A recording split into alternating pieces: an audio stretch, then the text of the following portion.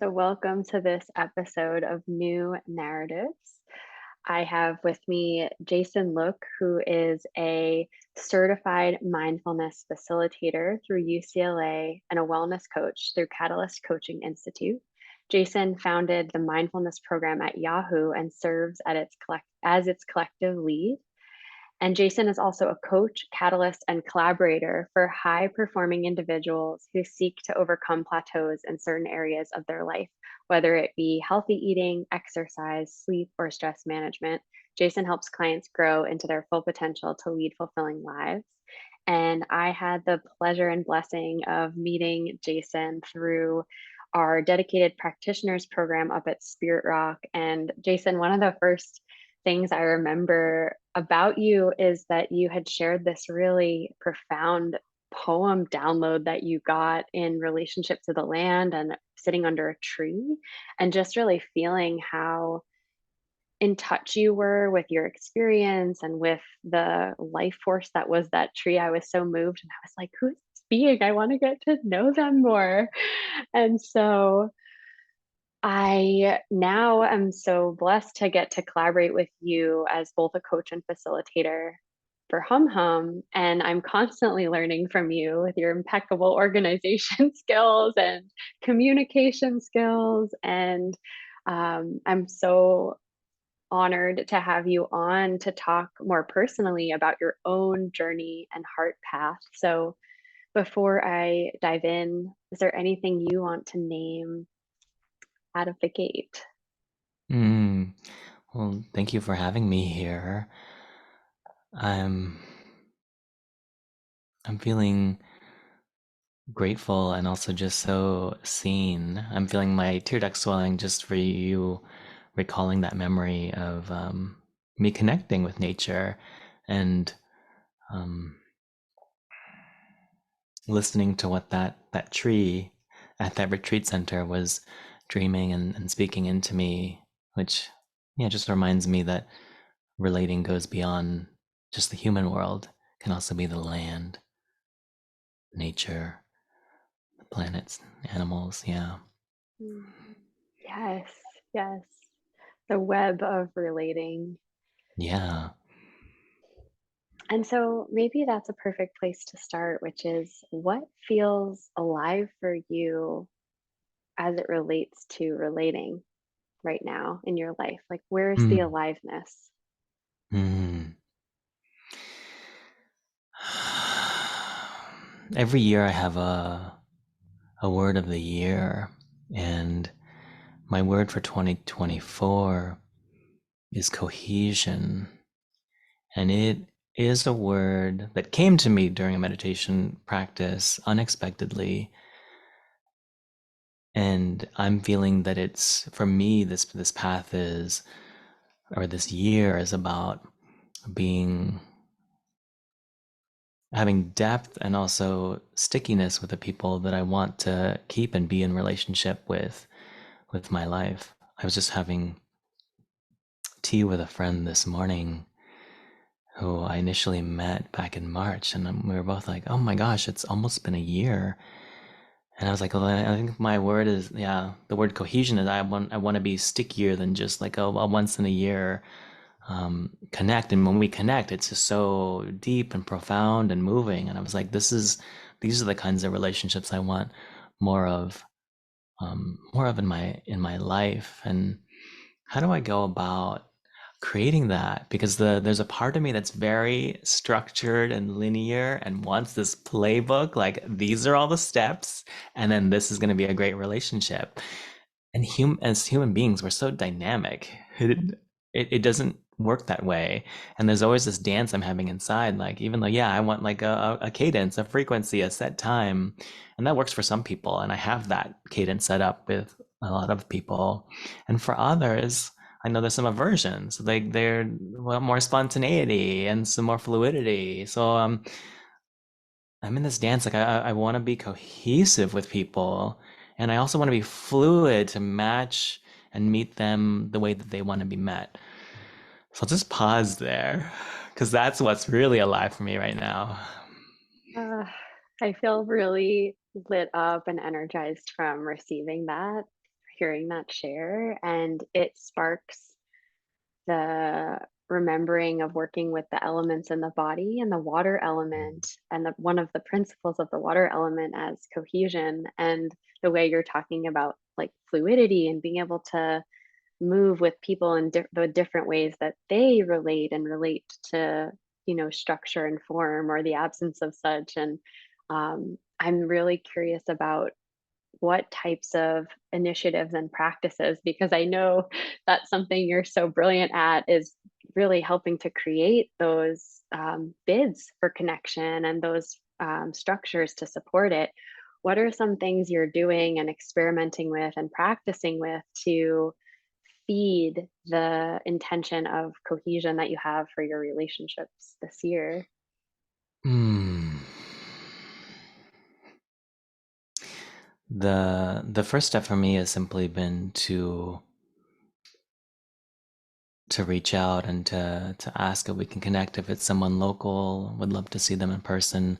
Otherwise, there is a lot of Zoom time because a lot of people that I care about and that I find to be very special don't live in the same place. So Zoom often acts as a great way. I do have a friend who does walking calls with me, and I like kind of like that, to be able to be outside and in nature together. And what's becoming a practice that I was actually doing this morning with my friend, having coffee, as I lean into fluidity and understand, yes, there's a certain way I want to be in this relationship and have things. I want to also understand um, what the other person, like what would be most receptive for them. And I'm almost done reading a book called How We Show Up by Mia Songbird. I don't know if you've heard of this. It's really kind of blowing my mind in terms of how I can show up for other people. And so I, as our time was coming to a close this morning over tea, and this didn't necessarily come from the book, it just the title inspired me to ask my friend, um, I want more of this. I want more of you, and I want to know how I can show up for you. Like keeping it about like what I can do for this person. And I got uh, a number of really unexpected and helpful responses, including working out, going for a trail hike, doing an overnight getaway. And I was like, overnight getaway, that sounds amazing. I would not have thought of that. And something that this book has helped me to understand is with chosen family, I can show up and my chosen family can show up for me in bigger ways that I might maybe naturally think, oh, I think that's only something I would do with like, or you're supposed to do with like blood family. Like I'd only go there and do something with that and that kind of relationship. And being a queer man has been helpful to kind of be more expansive, um, because some family members have been tricky for me. Uh, and yeah, I'm learning to open up to like chosen family can be equal, if not even more supportive and nurturing. I'm feeling really inspired by the approach you took of like, how can I show up for you? Mm. Because I feel like there's one, I think in our Western culture, we're just really bad at one, asking for support and don't even know where to start. But also having it get to the point where it's like, oh, I really need support versus having it be this like overtime nurturance that kind of sounds like what you're talking about, where you can find these ways within shared aliveness to connect, whether that's working out or going on a hike or, um, because I've found for myself, and like you were talking about, that a lot of folks that I'm close with are not in my physical proximity. And so there is a real difficulty around like Zoom fatigue or just even like video fatigue. And so I love this question of like what's actually going to nurture each person and how can we do that together. So I think there's so much skill there, and watching you light up about the suggestion that you hadn't even thought of, like the overnight getaway. Like, oh my god, like there's such delight. And yeah, so I'm thinking about like, have you bumped into any challenges with cultivating chosen family, and like what sorts of things are you actually like practicing with as you step really into this intention? What else is coming up for you? When you ask that question, like the first thing that comes to mind is when I have an experience of not being fully met in the same way or at the same level, and practicing equanimity and compassion for myself, and also um yeah, just bringing equanimity to the situation. Like it that the relationships get to be both both parties. And I was in a training program many years ago, and I remember this so vividly, getting stumped because the trainer was asking, so if we have two people in a relationship, like what percentage is each person supposed to give for this? And then everyone was like raising their hands, like 50-50, 50-50, 50-50. And then the teacher was like, actually 100-100. And I was just like, wow. Uh, so that just kind of came to mind as I was um, speaking into this. Um, and as I say 100, I'm also remembering that my 100%, practice remembering that my 100% looks different than somebody else's 100%, and also being okay with that as well.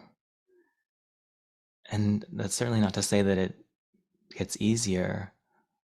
I just with mindfulness get better at just noticing, oh, I wish they had responded, or I wish they had more space for me, and just not right now. Maybe a dear friend also taught me a no is can I see it as more of a not right now versus a no. Yeah. Oh, I feel like we're touching on such a foundational part of all relationships, which is around like, yeah, how that reciprocity or that mutuality, like both showing up with 100%. Because I actually really agree with you. One of my teachers says the same thing of like, well, if I'm giving 100 and this person's like, I always give 110%. I feel like you're that person too. Like you go above and beyond, you know?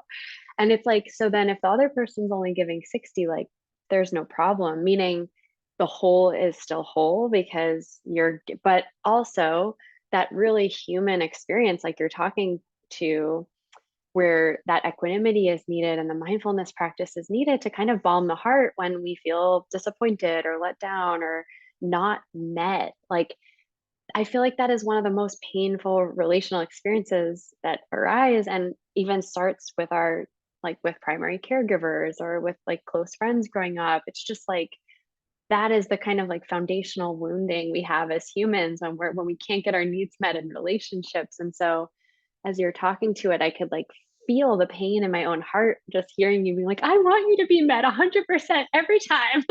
Like, you know, and also knowing that like I'm letting folks down, and at the same time it's like staying in how to stay in capacity and be able to be like, this is what I have to give right now, and like trust that that's enough. So what are some ways that you actually like take that in and practice with that, you know, within your own being?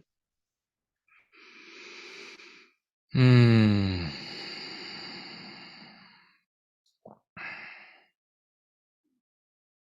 Giving myself the space to tend to that wounded part of myself. And this came up actually this morning over my coffee coffee buddy date, where I was talking about my relationship with my father and how I yearn for so much more in that. Because you were talking about primary caregivers, and I was sharing just how every time I see another father-son dynamic in the wild, like I drive by a field and I see a dad playing catch with the son.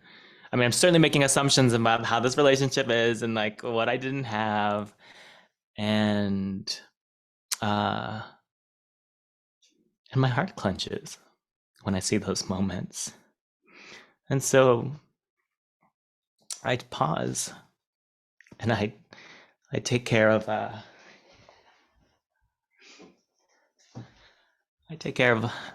little Jason, who I keep on my shelf back there, um, just to hold space for my inner child, um, and to recognize that there's a moment of suffering, and allowing myself to feel it, recognizing that my particular relationship with my father is probably not going to change, and that's certainly not to say that there hasn't been effort put into it. How can I how can I accept that? How can I tend to my own self, accept that, be with my inner child, and also not cling to these fantasies of everything I wish it could have been. Yeah, I just really feel you. I'm like taking that in, and it's so, I feel so grateful for the depth of your practice as it relates to that tending to the mourning, to the grieving, to the parts of you that hurt. Because I think what's so common is that that hurt then gets projected into the next relationship. And then we get let down by other people. We want more. And it's like, okay, if I can tend to this pain, I can then see this relationship as it is, meet it as it is. And it doesn't make the pain not there, but at least there's this relationship to the pain that's really self-loving and also gives that other relationship a chance to just be what it is. And mm, and just really seeing you in this practice of like wholeheartedly showing up to connect in new ways and relate in new ways and not attaching to how you're met. And I'm curious about the line between desires, like you have these desires to be met in a certain way, and this practice of non attachment and letting things be as they are, and like how you kind of work with both of those things. Hmm.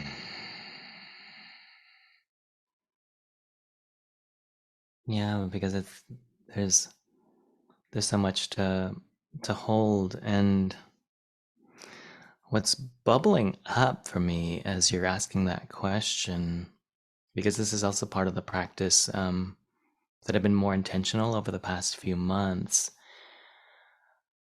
I don't know. I haven't quite used this word, and I'm wondering, a divesting process with and letting go of certain relationships, and no longer pushing or continuing to show up and expecting to be met in the same way, because I just haven't been. So how can I like start to pull away and lean out of some relationships, which have been coming up, I think,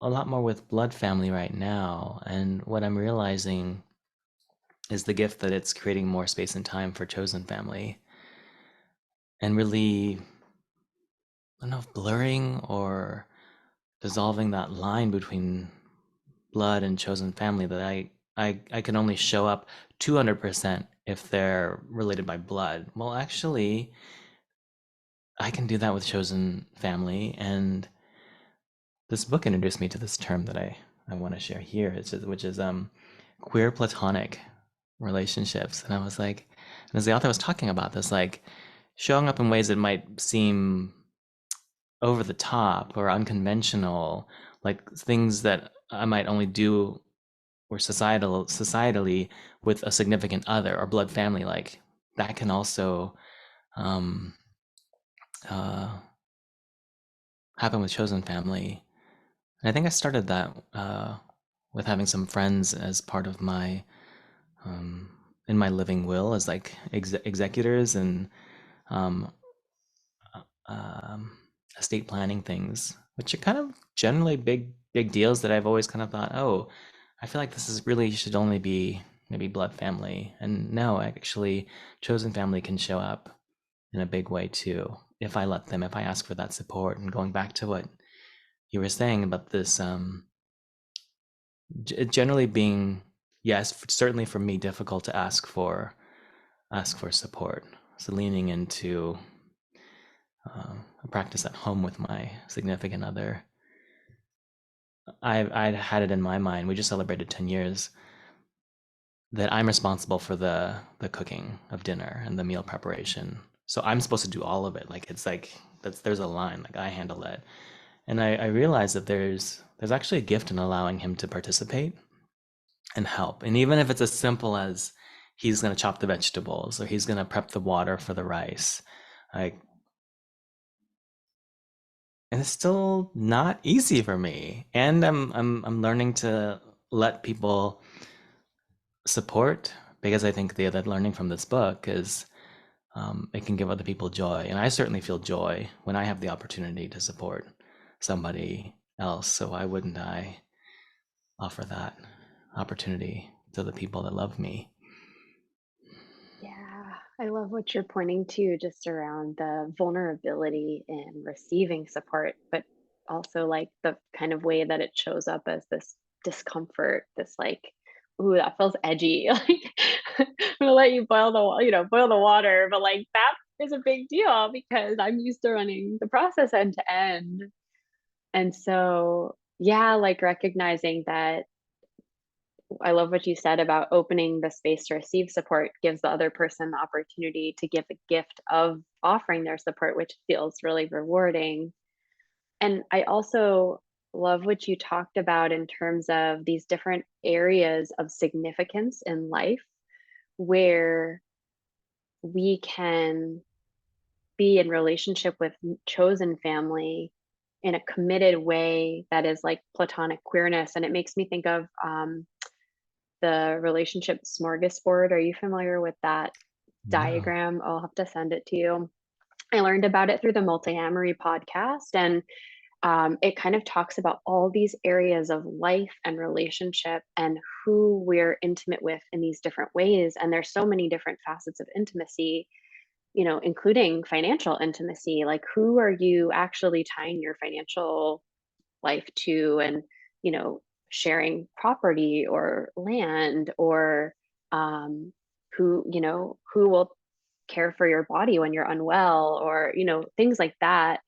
Who are you physically intimate with but maybe not sexually intimate with? Like, who are you? There's this whole host of ways to be in relationship. And I think what you're pointing to with this kind of platonic queer model of like, let's break down some of these barriers that were only once ever reserved for blood family, and like start to build up trust and relationship outside of that unit in a way that's satisfying so that our needs can be met, because it sounds like your needs were not getting met trying to do it the other way. And it takes a lot of I would say courage, because it's less conventional. There's less paths and frames laid out for us, especially as queer folks, to kind of find our way to get these needs met. And so, yeah, I'm curious, like, about anything else you've been experimenting with in terms of investing in relationships in these different other ways to that feel like they're outside of what you'd been conditioned to assume should happen. Mm. Well, this is definitely my edge and journey for this year is kind of breaking that. Did you use the word barrier earlier? Or Yeah, I did I think I just come up did. with Yeah, that? it Yeah, sounds right. there is this barrier or threshold, at least in my head, um,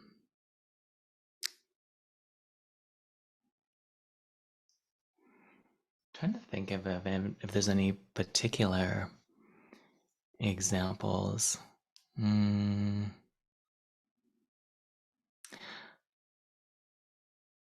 I was walking with I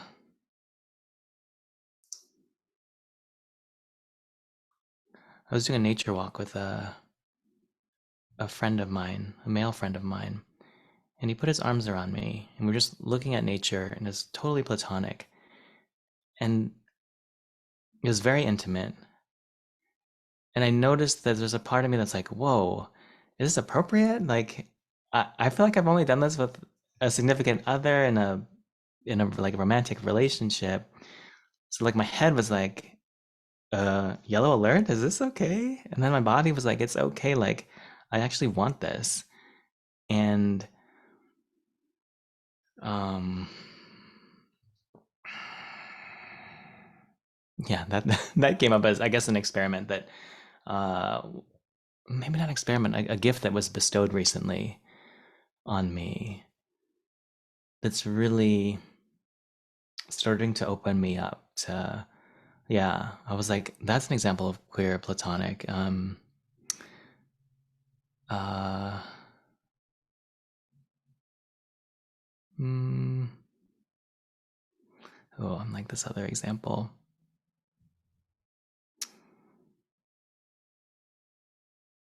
I received a kiss on the cheek as I was parting with a friend of mine, and there was just this sweetness to it that I wasn't expecting. I was like, again, the head was like, wait, is this what's happening? And then the body was like, it's okay. Like, and there's this I think this mutual sense of love that's really being communicated in this platonic way that is okay. And I also think about like, oh, if other people are watching, like what's the story and the narrative? Like, so there's um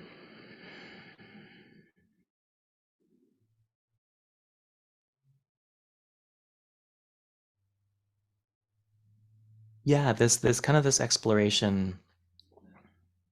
I think I also just came across the word platonic touch, which I'm starting to learn more about. So that feels like with those two examples of like other ways of experimenting and relating and being in relationship that feel really alive for me because my primary love language is physical touch. So I'm like, well, it's not that surprising. And in my head, I'm like, I thought I could only do that with my significant other. And actually that's something that can be shared. Um, that's It's what came really, up as you asked yeah, that I love question. that. Thank you for sharing that, and also just, like, what it evoked for you across, the different layers of your consciousness, like, the mind kind of freaking out and the body, like, really grounded and appreciating, and then the heart, like, wanting more of that, like, recognizing, "Okay, this is actually a primary love language, and there's no problem here," but also, like, recognizing that kind of, what does an onlooker think about this situation? And um, I've also been really curious about this because I have a really very close friend of mine for the last 8 years that we're so touchy with each other. Like we will hold hands, we will be like, hugging, we'll wrap our arms, we'll kiss on the cheek. Like we're so affectionate. And I think because it took us time to like build that up to a place where it's just how we are, it feels so good in my bones, and I'm like, I literally don't people can ask, they might be like, "Are you 2 together?" And it's like, "We're just really touchy friends." And but it has opened up so much more, I think, emotional intimacy as well in the bond because we have this comfort, to just be more fluid in our physical affection, and it just feels so nice, and I don't have this really the only friend that I have that level of affection with, but we've just built it up over time and have gotten so comfortable. And I think it makes me curious, like what you're talking about, of like how to, you know, have that in more bonds and relationships and how to talk about, what does this mean to you? And I think that's another question is like the the meaning that we make from interactions, and knowing that we're kind of on the same page. I'm curious about the friend that you were on the hike with that put his arm around you. Like, was there a dialogue, or was it more just kind of being with? What actually was that like in the moment? Mm. We were, well, we had been conversing the entire walk, and we just continued to converse. And there was just something so sweet and comforting and grounding. Like I could feel my nervous system just, wow. And I love that the friendship you described that you have, um, because without having language before this month, I think I've been using the language of Cuddlefest because I was like, I don't know how else to describe what's happening. And I feel like what you articulated in that friendship you have is what I'm longing and yearning for in my life and to practice with this year. And I appreciate the reminder that trust, safety, and intimacy, it's not built overnight. It takes time. Yeah. Yeah, I think for our bodies to just like fully relax with each other. I noticed I started paying attention to like the tightness in my body when I'm in different spaces, or like the, openness. And I noticed that, yeah, most of the time there's like a lot of clenching in the physical body as a way to try to like, create barrier between me and whether it's other people. And so I feel like what you're talking about is it's such a human need and desire to be in physical touch with each other. Like, it does relax the nervous system. Like the cuddle fest, it's so satisfying when you can just like lay your body on another body, and like your breath harmonizes and your heart harmonizes, and like, yeah. Oh, I love that. So I know we're coming up on time. This was so fast. I feel like I could talk to you for another hour and a half. um, I wanted to get a sense if there's anything else about, I mean, I'm sure there's so many things, but two more questions. One is like, any other way you can point to that your relational journey looks different than what you'd inherited or thought your relational journey would look like? Big question. Hmm.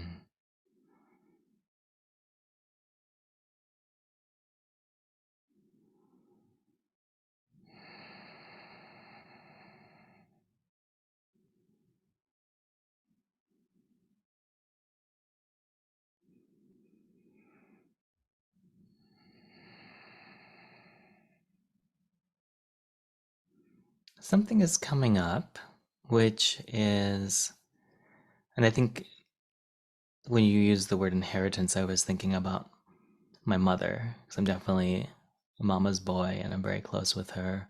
And I think one of the things I inherited, which I can see like the beautiful aspect of, is being able to anticipate needs and and showing up or giving someone something that without them having to ask for it.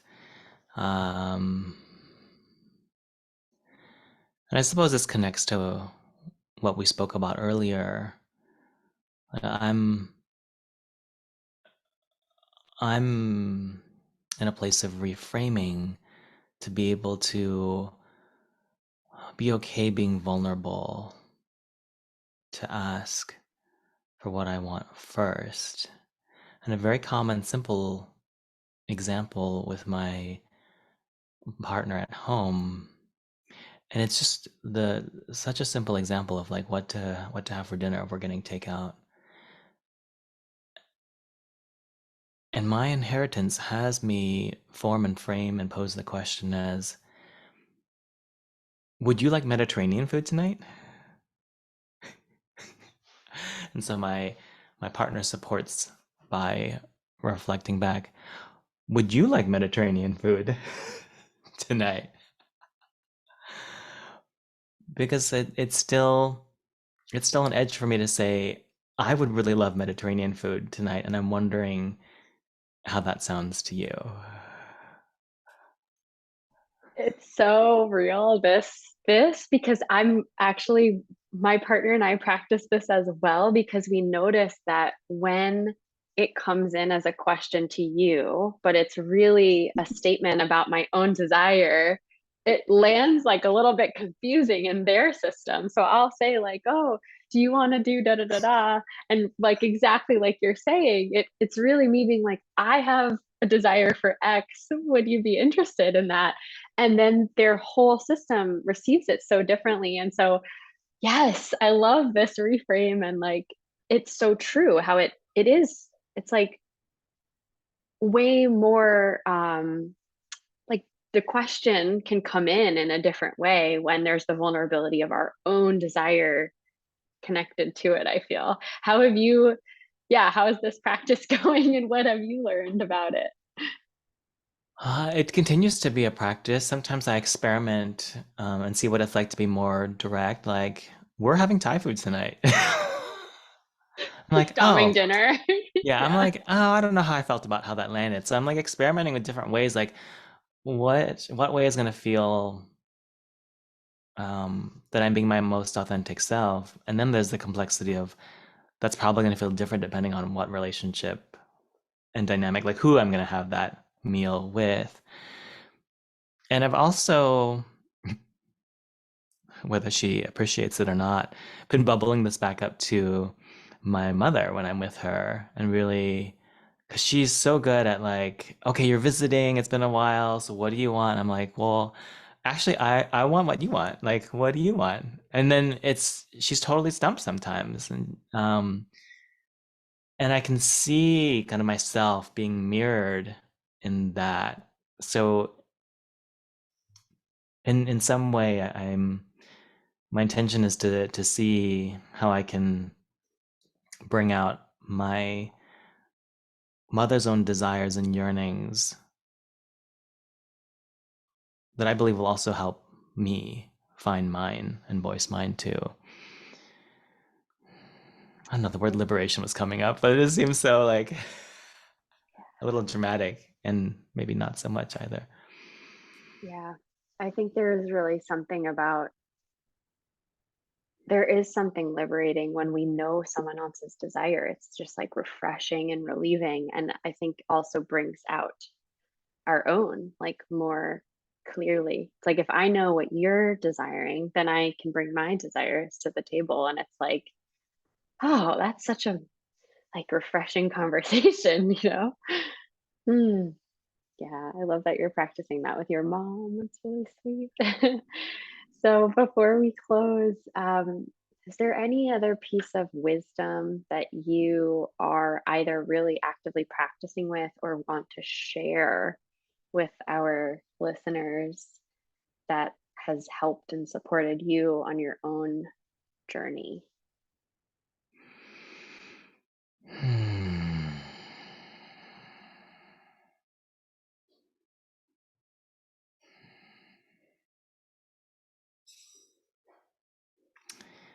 I'm hearing my therapist's voice channeling through, and um, because of my tendency to be very structured, linear, and rigid, a reminder that the human relationships and friendships I have are not static. And so that there will be ebbs and flows. Some people will show up more at certain times and then pull back. And to if I really want to be in relationship with them, if I really love them, being able to do that dance across time and space. That's what felt like it had to come out. Yes, so good. I really resonate with that. And I feel like it's such a powerful invitation to just, yeah, to trust this kind of greater flow in our relational web. Yeah. Mm. There's a deep trust I feel in that. Like I hear a trust in you that kind of is like